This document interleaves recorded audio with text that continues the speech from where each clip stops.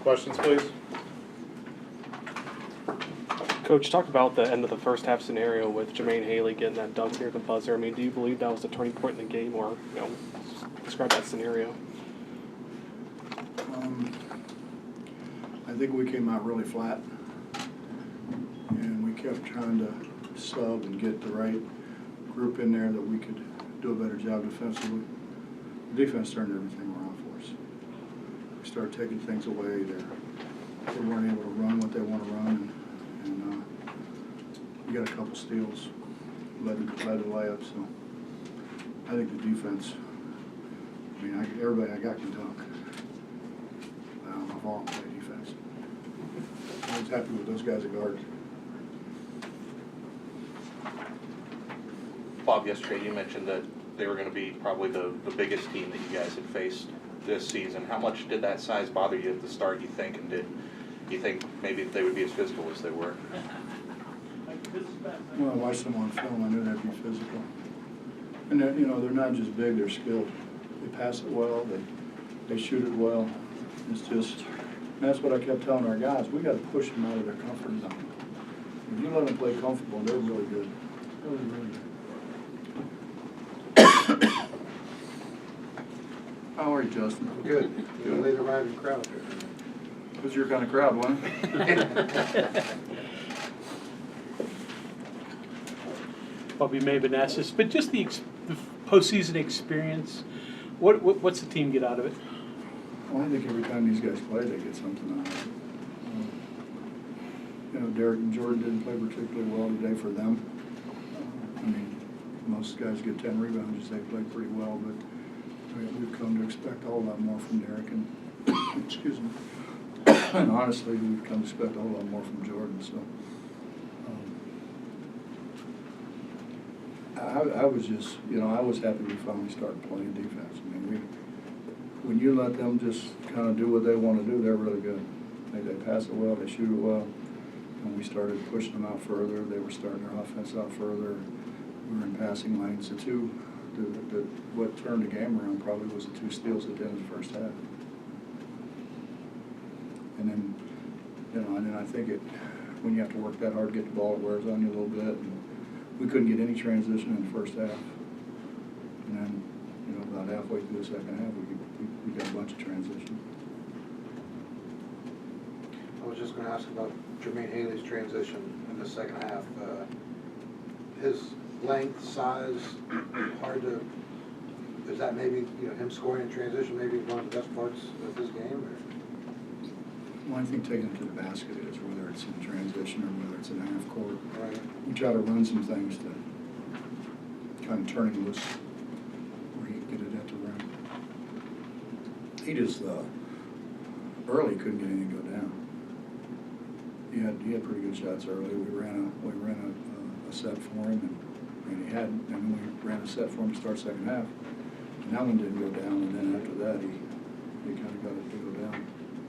The dunk he had at the end of the first half, does that create a spark at all? Or? Maybe for the 5,300.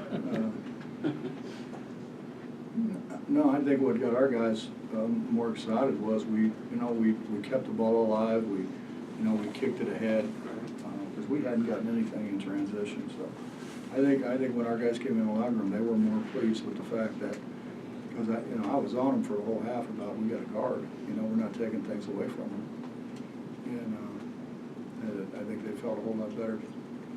And it's easier to feel better when you're ahead too. Did you learn something from that Haley dunk at the end of the half that maybe you should have route in the middle on the fast break? No. Logan played really well. He gives you some energy when he comes in, doesn't he? He gives us energy and he gives us size. He's a big guy. That's the most blocked shots, I think. I don't think he blocked that many at Cameron. Yeah, Dan, I mean, he started both your rallies. The thing at the end of the half there, he blocked the ball out of bounds and then got in the middle of that fast break, and then that put back got you up going on at 19 too. Well, he's a great kid. I wasn't very happy with him in Kansas City the last game, and he's coach just keep keep on me, I wanna get better, you know, it's not, why you picking on me thing, it's, you know, keep on me, keep helping me get better. Well, 10 points from Chase tonight, seemed like he had a hand in a lot of that run in the second half. Just thoughts on his game tonight? Well, Chase shot it unbelievable yesterday in practice, and I watched him warm up, and he and Jordan were the first two guys out here. You guys wouldn't have been in, it was too early for you guys to get here, but they were in here making shots. I mean, both of them were making shots, but Chase really was making shots, and I told our coaching staff, you know, we gotta get Chase started. And then I thought we had a pretty good look for him, and he shot it over the rim. But, you know, he came back and shot the three that he hit right in front of the bench that was key. That's kind of that was what I thought started the run. But he's, you know, I've had a lot of confidence in him because I watched him make shots for 2 days. Up until the last month, Jermaine hadn't been real aggressive in taking the ball to the basket. Did you have to convince him to do that? And did you see that out of him earlier in the year? Well, you see it in practice, but Jermaine doesn't want to be looked at as a pig. You know, he enjoys passing the ball. He enjoys that part of it. It's why he likes being point guard, because he can pass the ball and give other people shots. So, yeah, we've been on, but you know, I think he missed enough of them early on. He missed maybe 3 or 4 early on, and I think he just put his head down and decided to go score. Early this year, if you guys were running like this, the ball would have wound up in the stands 10 times. Mm-hmm. How did you get them to start making passes? Or Coaching. how did they get themselves? Coaching. Good coaching, huh?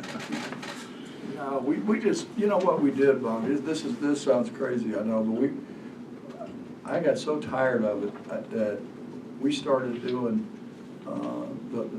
just the fundamental things that my dad made us do in high school.